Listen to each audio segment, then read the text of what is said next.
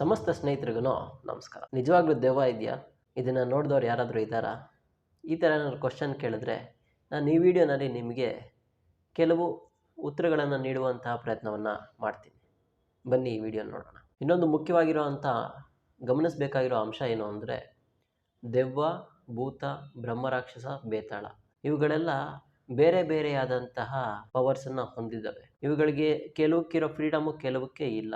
ಆದ್ದರಿಂದ ಇವುಗಳನ್ನ ನೀವೇ ಗುರುತಿಸಿ ಅವುಗಳ ಲಕ್ಷಣವನ್ನು ನೀವು ಕಂಡುಕೊಳ್ಬೇಕಾಗಿದೆ. ಒಂದು ಸರಿ ತುಂಬ ಧೈರ್ಯವಂತವಾಗಿರುವಂಥ ಒಬ್ಬ ಹುಡುಗನಿಗೆ ಅವನ ಫ್ರೆಂಡ್ಸ್ ಎಲ್ಲ ಅವನಿಗೆ ಒಂದು ಸರಿ ಚಾಲೆಂಜ್ ಆಗ್ತಾರೆ. ಏನಂದರೆ, ನೋಡು, ನೀನು ಯಾವಾಗಲೂ ನಿನ್ನ ಧೈರ್ಯವಂತ ಅಂತ ಹೇಳ್ಕೊತಾ ಇರ್ತೀಯ.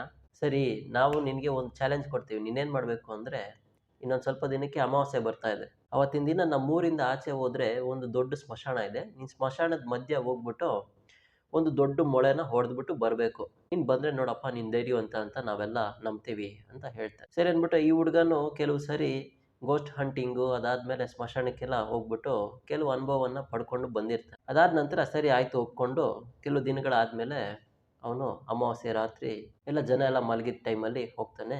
ಆ ಸ್ಮಶಾನದೊಳಗಡೆ ಹೋಗ್ತಾನೆ. ಹೋದ್ಮೇಲೆ ಒಂದು ಮೊಳೆ ತೊಗೊಂಡು ಹೊಡಿತಾನೆ. ಆ ಜನಕ್ಕೆ ಆಚೆ ಅವನ ಫ್ರೆಂಡ್ಸ್ ಎಲ್ಲ ಇವನಿಂದನೇ ಅವನು ಗೊತ್ತಿಲ್ಲದೆ ಇರೋಂಗೆ ಹೋಗಿರ್ತಾರೆ. ಹೋಗಿದ್ದಾಗ ಮೊಳೆ ಹೊಡಿತಾ ಇರೋ ಸೌಂಡ್ ಎಲ್ಲ ಕೇಳಿಸಿರುತ್ತೆ. ಕೇಳಿಸಿದ್ದಾದ್ಮೇಲೆ ಎಷ್ಟೊತ್ತಾದ್ರೂ ಬೇರೆ ಏನು ಸೌಂಡೇ ಕೇಳಿಸ್ತಾ ಇರಲ್ಲ. ಅದಾದಮೇಲೆ ನೋಡಿದ್ರೆ ಆಲ್ಮೋಸ್ಟ್ ಬೆಳಿಗ್ಗೆ ಆಗೋ ಥರ ಆಗ್ತಾ ಇರುತ್ತೆ. ಇವನೇನೋ ನಮಗೆ ಬೇಕು ಅಂತಲೇ ಜೋಕ್ ಮಾಡ್ತಾ ಇದ್ದಾನೆ ಅಂದ್ಬಿಟ್ಟು ಅವ್ನ ಫ್ರೆಂಡ್ಸು ಅವನು ಮೊಳೆ ಹೊಡೆದಿರೋ ಜಾಗಕ್ಕೆ ಹೋಗ್ತಾರೆ. ನೋಡಿದ್ರೆ ಅವ್ನ ಪಕ್ಕದಲ್ಲಿ ಆರಾಮಾಗಿ ಮಲ್ಕೊಂಡಿರ್ತಾನೆ.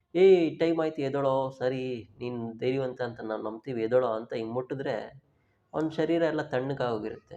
ಆಮೇಲೆ ಇನ್ನೂ ಹತ್ತಿರವಾಗಿ ನೋಡಿದಾಗ ಗೊತ್ತಾಗುತ್ತೆ ಅವ್ನು ಸತ್ತೇ ಹೋಗಿರ್ತಾನೆ ಅಂತ. ಇದಕ್ಕೆ ಕಾರಣ ಏನು ಅಂತ ಹುಡುಕಿದಾಗ ಅವನು ಆ ಸ್ಮಶಾನಕ್ಕೆ ಹೋಗಿದ್ದಾಗ ಮೊಳೆ ಹೊಡೆಯೋಕೆ ಹೋಗಿರ್ತಾನಲ್ಲ, ಆ ಹೊಡೆಯೋ ಸಂದರ್ಭದಲ್ಲಿ ತನ್ನ ಬಟ್ಟೆಗೂ ಸೇರಿಸಿ ಹೊಡ್ಕೊಂಬಿಟ್ಟಿರ್ತಾನೆ. ಆ ಹೊಡೆದಾಗ ತನ್ನ ಹಿಂದಕ್ಕೆ ಹಿಂಗೆ ತಿರುಗಬೇಕಾದ್ರೆ ಯಾರೋ ಎಳ್ದಂಗೆ ಆಗ್ತಾ ಇರುತ್ತೆ. ಆದ್ದರಿಂದ ಆ ಭಯಕ್ಕೇನೆ ಅವನು ಸತ್ತೋಗ್ತಾನೆ. ಅದೇ ವ್ಯಕ್ತಿ ಆ ಮೊಳೆ ಹೊಡೆದ ಹಿಂದಕ್ಕೆ ಬರಬೇಕಾದ್ರೆ ಅಲ್ಲೇನೋ ಸಿಕ್ಕಾಕೊಂಡಿತ್ತಲ್ಲ, ಅವನು ಹಿಂದಕ್ಕೆ ತಿರುಗಿ ನೋಡಿದ್ದಿದ್ರೆ ತನ್ನ ಬಟ್ಟೆಗೂ ಸೇರಿಸಿ ಮೊಳೆ ಹೊಡೆದಿದ್ದೀನಿ ಅಂತ ಆ ವಿಷಯ ಅವನಿಗೆ ಗೊತ್ತಾಗಿದ್ದಿದ್ರೆ ಅವನಿಗೆ ಅಲ್ಲಿ ಭಯನೇ ಇರ್ತಾ ಇರಲಿಲ್ಲ.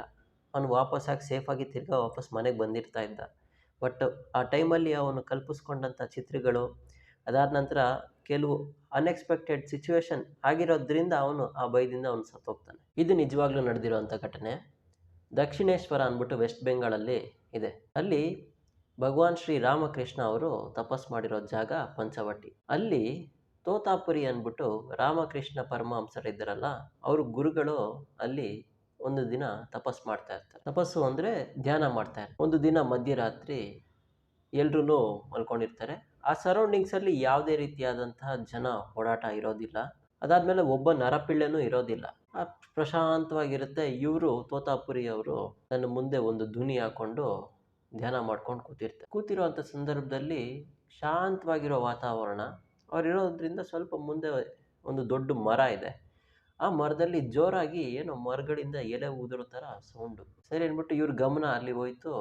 ನೋಡಿದಾಗ ಆ ಮರದಿಂದ ಯಾರೋ ಒಬ್ಬ ವ್ಯಕ್ತಿ, ನೋಡೋಕ್ಕೆ ತುಂಬ ಬಲಿಷ್ಠವಾಗಿ ದೊಡ್ಡದಾಗಿ ಉದ್ದವಾಗಿರೋವಂಥ ವ್ಯಕ್ತಿ ನಿಧಾನವಾಗಿ ಮರದಿಂದ ಇಳಿತಾ ಇದ್ದಾನೆ. ಇಳಿದ್ಬಿಟ್ಟು ತೋತಾಪುರಿನೇ ದೃಷ್ಟಿಸ್ಕೊಂಡು ನೋಡಿಕೊಂಡು ಹಾಗೆ ಇಳಿದ್ಬಿಟ್ಟು ಬಂದು ಅವ್ರ ಮುಂದೆ ಧ್ವನಿ ಹಾಕೊಂಡು ಕೂತಿರ್ತಾರಲ್ಲ, ಇವನು ಬಂದ್ಬಿಟ್ಟು ಸೈಲೆಂಟಾಗಿ ಕೂತ್ಕೊತಾನೆ. ಕೂತ್ಕೊಂಡಾಗ ತೋತಾಪುರಿ ಅವ್ರಿಗೆ ಆಶ್ಚರ್ಯ ಆದ್ರೂ ಅವ್ರು ಭಯ ಪಡದೆ, ಯಾರು ನೀನು ಅಂತ ಕೇಳಿದಾಗ ಅವನು, ನಾನು ಭೈರವ, ಈ ಭವತಾರಿಣಿ ದೇವಾಲಯನ ನಾನು ನೋಡ್ಕೊತಾ ಇದ್ದೀನಿ ಅಂತ ಅವನು ಹೇಳ್ತಾನೆ. ಅದಕ್ಕೆ ತೋತಾಪುರಿ ಅವರು ಹೇಳ್ತಾರೆ, ಒಳ್ಳೆಯದು, ನೀವು ನಾವು ಇಬ್ಬರು ಒಂದೇ, ನಾವಿಬ್ರು ಪರತತ್ವದ ಆವಿರ್ಭಾವಗಳು, ಆದ್ದರಿಂದ ನೀವು ಇಲ್ಲೇ ಕೂತ್ಕೊಂಡು ಧ್ಯಾನ ಮಾಡಿ ಅಂತ ಹೇಳ್ತಾರೆ. ಅದಕ್ಕೆ ಅವನು ಜೋರಾಗಿ ನಗ್ಬಿಟ್ಟು ಅವನು ಹಂಗೆ ಗಾಳಿನಲ್ಲಿ ಮಾಯ ಆಗ್ಬಿಡ್ತಾನೆ. ಇದಾದ ನಂತರ ಬೆಳಿಗ್ಗೆ ಆಗುತ್ತೆ.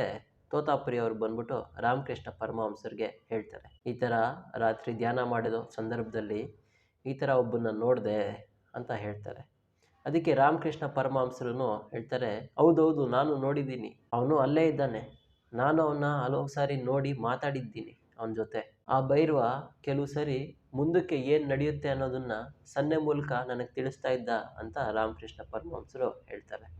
ಈ ಘಟನೆಯನ್ನು ನಾವು ವಿಚಾರ ಮಾಡಿ ನೋಡಿದಾಗ ನಾವು ನಮ್ಮ ಕಲ್ಪನೆಯಿಂದ ವಿಚಿತ್ರ ಭೂತಗಳನ್ನ ನಾವು ಸೃಷ್ಟಿಸ್ಕೊತಾ ಇರ್ತೀವಿ. ಅದು ಆ್ಯಕ್ಚುಯಲ್ ಆಗಿ ನಾವು ನೋಡಿರೋದೇ ಇಲ್ಲ, ಹಂಗಿದ್ರೂ ನಮ್ಮ ಮನಸ್ಸಲ್ಲಿ ಬೇರೆ ಯಾವುದೋ ಒಂದು ಥರ ನಾವು ಇಮೇಜ್ ಮಾಡಿಕೊಂಡು ಕಲ್ಪನೆ ಮಾಡ್ಕೊಂಡ್ಬಿಡ್ತೀವಿ. ನಿಜವಾಗ್ಲೂ ಭೂತಗಳನ್ನ ಕಂಡು ನಾವೇನು ಹೆದರಬೇಕಾಗಿಲ್ಲ. ಅವುಗಳು ನಮಗೇನು ಕೆಟ್ಟದ್ದನ್ನು ಮಾಡೋದಿಲ್ಲ. ಚಿಕ್ಕ ವಯಸ್ಸಿಂದ ಕೆಲವು ಭೂತಗಳ ಬಗ್ಗೆ ಕೇಳಿ ನಮ್ಮ ಮನಸ್ಸಲ್ಲಿ ಒಂದು ಭಯ ಅನ್ನೋದಿರುತ್ತೆ.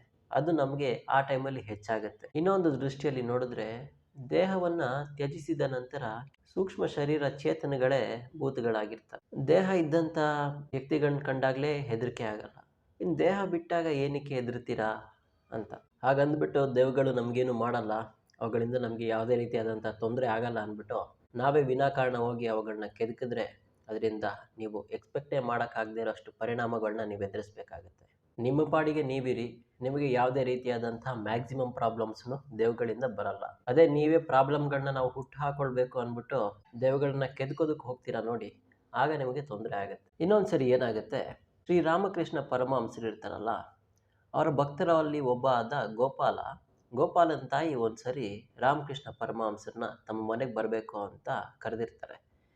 ಆದ್ದರಿಂದ ರಾಮಕೃಷ್ಣ ಪರಮಹಂಸರು ತಮ್ಮ ಶಿಷ್ಯನಾದ ಬ್ರಹ್ಮಾನಂದರ ಜೊತೆ ಇಬ್ಬರು ಹೋಗಿರ್ತಾರೆ. ಆ ಗೋಪಾಲನ ತಾಯಿಯವರು ಉಪಚಾರ ಎಲ್ಲ ಮಾಡಿ ಮಧ್ಯಾಹ್ನ ಊಟ ಆಗುತ್ತೆ. ಊಟ ಆದಮೇಲೆ ಮೇಲೆ ಆ ರೂಮಲ್ಲಿ ಬ್ರಹ್ಮಾನಂದರು ಮತ್ತು ಶ್ರೀರಾಮಕೃಷ್ಣರು ರೆಸ್ಟ್ ಮಾಡ್ತಾ ಇರ್ತಾರೆ. ರೆಸ್ಟ್ ಮಾಡ್ತಾ ಇರೋ ಸಂದರ್ಭದಲ್ಲಿ ಬ್ರಹ್ಮಾನಂದರು ಕಂಪ್ಲೀಟಾಗಿ ನಿದ್ದೆ ಮಾಡ್ತಾ ಇರ್ತಾರೆ. ಆ ಟೈಮಲ್ಲಿ ರಾಮಕೃಷ್ಣ ಪರಮಹಂಸರು ಸ್ವಲ್ಪ ಎಚ್ಚರವಾಗಿರೋ ಸಮಯದಲ್ಲೇ ಅವ್ರಿಗೆ ಆ ರೂಮಲ್ಲಿ ಏನೋ ಒಂದು ದುರ್ನಾತ, ಒಂಥರ ಗಬ್ಬಾಸನೆ ಹೊಡಿತಾ ಇರುತ್ತೆ. ಇದು ಏನಿದು ಅಂತ ನೋಡಿದಾಗ ಆ ರೂಮಲ್ಲಿ ಮೂಲೆಯಲ್ಲಿ ಯಾವುದೋ ಎರಡು ವಿಕಾರವಾಗಿರೋಂಥ ರೂಪದಲ್ಲಿ ನಿಂತ್ಕೊಂಡಿರ್ತವೆ. ಇದನ್ನು ಗಮನಿಸಿದಂಥ ಶ್ರೀರಾಮಕೃಷ್ಣರು ಅವುಗಳನ್ನ ನೋಡ್ತಾರೆ. ನೋಡಿದಾಗ ಅವುಗಳು ಹೇಳ್ತಾರೆ, ಸ್ವಾಮಿ ದಯವಿಟ್ಟು ನೀವು ಈ ಜಾಗವನ್ನು ಖಾಲಿ ಮಾಡಿ. ನೀವಿರೋದ್ರಿಂದ ನಮ್ಮ ಮೇಲೇ ನಮಗೆ ಅಸಹ್ಯ ಆಗ್ತಾ ಇದೆ. ಅದರಿಂದ ನೀವು ದಯವಿಟ್ಟು ನಮಗೆ ಒಳ್ಳೇದು ಮಾಡಬೇಕು, ದಯವಿಟ್ಟು ನೀವು ಈ ಜಾಗವನ್ನು ಖಾಲಿ ಮಾಡಿ ಅಂತ ಹೇಳ್ತಾರೆ. ಆದ ಕಾರಣದಿಂದ ಶ್ರೀರಾಮಕೃಷ್ಣರು ಏನು ಮಾತಾಡದೆ ಅವರ ಚಿಕ್ಕದಾದಂಥ ಒಂದು ಚೀಲ, ಅದಾದಮೇಲೆ ಒಂದು ಕರ್ಚೀಫ್ ಇರುತ್ತೆ, ಅದನ್ನು ಎತ್ಕೊಂಡು ಹೊರಡೋದಕ್ಕೆ ಪ್ರಾರಂಭ ಮಾಡ್ತಾರೆ. ಅದಾದಮೇಲೆ ಇದನ್ನು ಗಮನಿಸಿದಂಥ ಅವರ ಶಿಷ್ಯರಾದ ಬ್ರಹ್ಮಾನಂದರನ್ನು ಅವರು ಯಾಕೆ ಹೊರಡ್ತಾ ಇದ್ದೀರಾ, ಇನ್ನೂ ಸ್ವಲ್ಪ ಹೊತ್ತು ಇರ್ಬೋದಲ್ಲ ಅಂತಾರೆ. ಇಲ್ಲ ಬಾ ಅಂತ ಕರ್ಕೊಂಡು ಬಂದ್ಬಿಡ್ತಾರೆ. ಬಂದ್ಬಿಟ್ಟು ಅವ್ರ ಮನೆಯಿಂದ ಆಚೆ ಬಂದು ಒಂದು ಸ್ವಲ್ಪ ದೂರ ನಡ್ಕೊಂಡೋಗಿ ದೋಣಿಲಿ ಕೂತ್ಕೊಂಡು ಪ್ರಯಾಣ ಮಾಡೋ ಸಂದರ್ಭದಲ್ಲಿ ಶ್ರೀರಾಮಕೃಷ್ಣರು ಹೇಳ್ತಾರೆ, ನೋಡು ಬ್ರಹ್ಮಾನಂದ್ರೆ, ಈ ಥರ ಆ ರೂಮಲ್ಲಿ ಎರಡು ಪ್ರೇತಗಳಿದ್ವು. ಅವು ನೋಡೋಕ್ಕೆ ತುಂಬ ವಿಕಾರವಾಗಿದ್ವು. ಅವುಗಳ ಕರಳೆಲ್ಲ ಆಚೆ ಬಂದ್ಬಿಟ್ಟಿತ್ತು. ನೋಡೋಕ್ಕೆ ಸ್ಕೆಲಿಟನ್ ರೂಪದಲ್ಲಿ ಇತ್ತು. ಅವುಗಳನ್ನ ನಿನಗೆ ಹೇಳಿದ್ರೆ ನೀನು ಎಲ್ಲಿ ಬೇಜಾರು ಮಾಡ್ಕೊತೀಯ ಅಂತ ಹೇಳಿದೆ.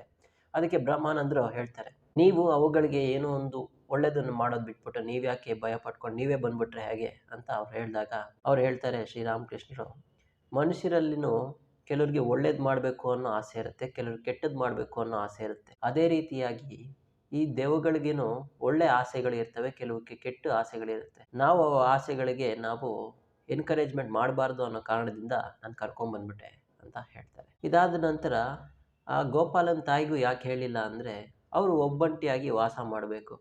ಅವ್ರಿಗೂ ಹೇಳಿದ್ರೆ ಎಲ್ಲಿ ಅವ್ರಿಗೆ ಭಯ ಆಗುತ್ತೋ ಅಥವಾ ಅವ್ರಿಗೆ ಏನಾದ್ರು ತೊಂದರೆ ಆಗುತ್ತೋ ಅನ್ನೋ ಕಾರಣದಿಂದ ಅವ್ರಿಗೂ ನಾನು ತಿಳಿಸ್ದೆ, ನಾನು ಹಂಗೆ ನಿಮ್ಮನ್ನ ಸಡನ್ನಾಗಿ ಕರ್ಕೊಂಬಂದ್ಬಿಟ್ಟೆ ಅಂತ ಹೇಳ್ತಾರೆ. ಸ್ನೇಹಿತರೆ, ಈಗ ಒಂದು ಕನ್ಕ್ಲೂಷನ್ಗೆ ಬರೋದಾದರೆ, ದೆವ್ವ, ಭೂತ ಇವುಗಳೆಲ್ಲ ಸ್ವಲ್ಪ ಲೋ ಲೆವೆಲಲ್ಲಿ ಇರುವಂತಹದ್ದು. ಅದೇ ಬೇತಾಳ, ಬ್ರಹ್ಮರಾಕ್ಷಸ ಅದೆಲ್ಲ ಸ್ವಲ್ಪ ಹೈಯರ್ ಲೆವೆಲಲ್ಲಿ ಇರುವಂಥದ್ದು. ಇವುಗಳಿಗೆ ಹೇಗೆ ಇದು ಲೋ ಲೆವೆಲು, ಹೇಗೆ ಇದು ಹೈಯರ್ ಲೆವೆಲು ಅಂತ ವಿಚಾರ ಮಾಡಿ ನೋಡಿದಾಗ ಈ ದೆವ್ವಭೂತಗಳು ಪ್ರಾಪಂಚಿಕವಾಗಿರುತ್ತೆ. ಅವುಗಳ ಆಸೆ ಎಲ್ಲ ಅದನ್ನು ಈಡೇರಿಸ್ಕೊಬೇಕು, ಇದನ್ನು ಈಡೇರಿಸ್ಕೊಬೇಕು, ಅದನ್ನು ಮಾಡಬೇಕು, ಇದನ್ನು ಮಾಡಬೇಕು.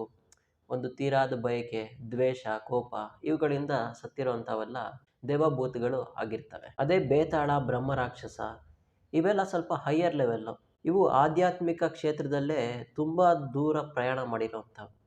ಇವುಗಳು ಸಾಧನೆ ಮಾಡುವಂಥ ಸಂದರ್ಭದಲ್ಲಿ ಕೆಲವು ಆಕಸ್ಮಿಕ ಘಟನೆಗಳಿಂದ ಇವುಗಳು ದೇಹವನ್ನು ಬಿಟ್ಟಿರ್ತವೆ. ಆದ್ದರಿಂದ ಇವುಗಳಿಗೆ ಒಳ್ಳೆ ಪಾತಲ್ಲಿ ಇರೋದ್ರಿಂದ ಇವುಗಳಿಗೆ ಯಾವುದೇ ರೀತಿಯಾದಂಥ ತೊಂದರೆನೂ ಇರಲ್ಲ. ಅವುಗಳ ನಾಲೆಡ್ಜು ಅವುಗಳ ಜೊತೆ ಯಾವಾಗಲೂ ಇರುತ್ತೆ. ಈ ಬ್ರಹ್ಮನನ್ನು ಅರಿಯುವಂಥ ಪ್ರಯತ್ನದಲ್ಲಿ ಹೊರಟಿರುವಂಥವೆಲ್ಲ ಬ್ರಹ್ಮ ರಾಕ್ಷಸಗಳು. ಇದಕ್ಕಿಂತ ಮೇಲಿನ ಲೆವೆಲೆಲ್ಲ ಬೇತಾಳಗಳು. ಇನ್ನೊಂದು ಮುಖ್ಯವಾಗಿರೋ ಅಂಶ ಏನು ಅಂದರೆ, ಈ ದೆವ್ವಭೂತಗಳಿಗೆಲ್ಲ ಅವೆಲ್ಲ ಸ್ವಲ್ಪ ಲಿಮಿಟೆಡ್ ಆಗಿರ್ತವೆ. ಅವುಗಳ ಆಸೆ ಎಲ್ಲ ಲಿಮಿಟೆಡ್ ಆಗಿರುತ್ತೆ. ಅವುಗಳಿಗಿರೋವಂಥ ಫ್ರೀಡಮ್ಮು ಲಿಮಿಟೆಡ್ ಆಗಿರುತ್ತೆ. ಅವುಗಳಿಗಿರುವಂಥ ಶಕ್ತಿಗಳು ಲಿಮಿಟೆಡ್ ಆಗಿರುತ್ತೆ. ಅದೇ ಬೇತಾಳ, ಬ್ರಹ್ಮ ರಾಕ್ಷಸಕ್ಕೆಲ್ಲ ಅವುಗಳ ಜ್ಞಾನನೇ ಹೆಚ್ಚಾಗಿರುತ್ತೆ. ಸಾಮಾನ್ಯ ಮನುಷ್ಯನಿಗಿರುವಂಥ ಜ್ಞಾನಕ್ಕಿಂತ ಹೆಚ್ಚಾಗಿರುತ್ತೆ ಅವುಗಳಿಗೆ. ಅದಾದ ನಂತರ ಅವುಗಳಿಗೆ ಫ್ರೀಡಮ್ಮು ಅಧಿಕವಾಗಿರುತ್ತೆ, ಅವುಗಳ ಪವರು ಅಧಿಕವಾಗಿರುತ್ತೆ. ಉದಾಹರಣೆಗೆ ಹೇಳೋದಾದರೆ ಈ ಬ್ರಹ್ಮ ರಾಕ್ಷಸ ಬೇತಾಳ ಇವುಗಳಿಗೆಲ್ಲ ದೇವಸ್ಥಾನದ ಒಳಗಡೆ ಹೋಗುವಂಥ ಶಕ್ತಿನೂ ಇವುಗಳಿಗಿರುತ್ತೆ. ಬೇತಾಳಕ್ಕೆಲ್ಲ ಕೆಲವು ಸರಿ ದೇವರನ್ನ ಮುಟ್ಟಿ ಪೂಜೆ ಮಾಡಿ ಅಭಿಷೇಕ ಮಾಡುವಂಥ ಶಕ್ತಿಯನ್ನು ಬೇತಾಳ ಹೊಂದಿರುತ್ತೆ. ಇನ್ನೂ ಒಂದು ಮುಖ್ಯವಾಗಿರೋ ಅಂಶ ಏನು ಅಂದರೆ, ಈ ಕಂಟೆಂಟಲ್ಲಿ ನಾನು ಹೇಳಿರೋ ಅಂಥ ಎಲ್ಲ ವಿಷಯನೂ ನಾನು ಸ್ವಂತವಾಗಿ ಹೇಳಿಲ್ಲ.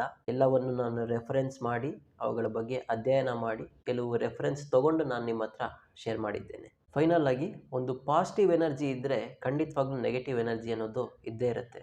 ನೋಡಿದ್ರಲ್ಲ ಸ್ನೇಹಿತರೆ, ಈ ಕಂಟೆಂಟ್ ನಿಮಗೆ ಯಾವುದೋ ಒಂದು ರೀತಿಯಲ್ಲಿ ಯೂಸ್ ಆಗಿರುತ್ತೆ ಅಥವಾ ನಿಮ್ಗೆ ಯಾವುದೋ ಒಂಥರ ನಾಲೆಡ್ಜ್ ಸಿಕ್ಕಿರುತ್ತೆ ಅನ್ನೋ ಒಂದು ನಂಬಿಕೆಯಿಂದ ನಾನು ಈ ಕಂಟೆಂಟ್ನ ಇಲ್ಲಿಗೆ ಮುಗಿಸ್ತಾ ಇದ್ದೀನಿ. ನನ್ನ ಚಾನೆಲ್ನ ನೀವು ಸಬ್ಸ್ಕ್ರೈಬ್ ಮಾಡ್ಕೊಳ್ಳಿ. ಈ ವಿಡಿಯೋ ನಿಮಗೆ ಇಷ್ಟ ಆಗಿದ್ದರೆ ಲೈಕ್ ಮಾಡಿ, ಶೇರ್ ಮಾಡಿ. ಅದಾದಮೇಲೆ ಮುಂದಕ್ಕೆ ಒಂದು ಒಳ್ಳೆ ಕಂಟೆಂಟೊಂದಿಗೆ ಬರ್ತೀನಿ. ಅಲ್ಲಿವರೆಗೂ ಕಾಯ್ತಾ ಇರಿ. ನಮಸ್ಕಾರ.